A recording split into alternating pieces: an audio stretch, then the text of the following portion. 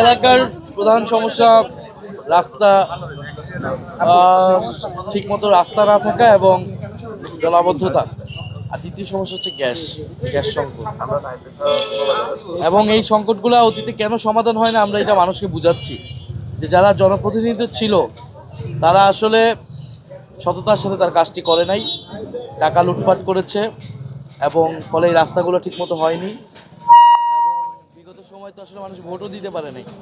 এবার যদি মানুষ ভোট দিয়ে যোগ্য প্রার্থীকে বাছাই করে তাহলে এই সমস্যাগুলোর সমাধান সম্ভব। আমরা সেই নাগরিক জীবনের যে সমস্যাগুলো সেই সমস্যার সমাধানের প্রস্তুত।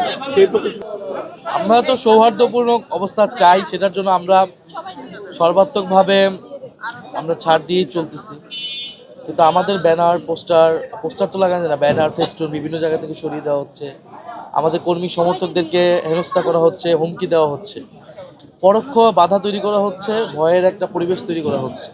হয়তো সরাসরি আমাকে বাধা দিচ্ছে না, কিন্তু এক ধরনের কিন্তু চাপা ভয় তৈরি হয়েছে এবং এটার কারণে কি নির্বাচনের দিন নিয়ে শঙ্কাও আছে যে নির্বাচনের দিনে ঠিকমতো ভোট দিতে পারবে কিনা যারা সাধারণ ভোটাররা রয়েছে। আমরা তাদেরকে আস্থা দিচ্ছি যে তাদের নিরাপদ পরিবেশ আমরা তৈরি করব, ভোট কেন্দ্র পাহারা দেওয়ার দায়িত্বটা আমরা নিব এবং নির্বাচন কমিশন এবং আইন শৃঙ্খলা বাহিনীর ভূমিকার উপর নির্ভর করবে সুষ্ঠু নির্বাচন হবে কিনা।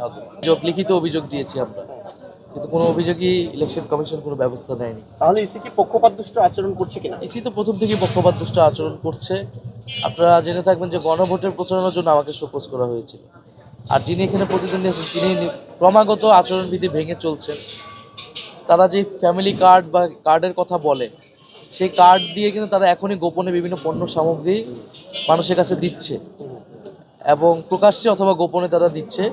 ইলেকশন কমিশনের আইন অনুযায়ী কিন্তু নির্বাচন বিধিমালা অনুযায়ী কোনো পণ্য সামগ্রী আপনি কাউকে দিতে পারেন না কার্ডের বিনিময়ে বা যে কিছুর বিনিময়ে। এটা এক ধরনের ভোট কেনার এক ধরনের নতুন উপায় আসলে।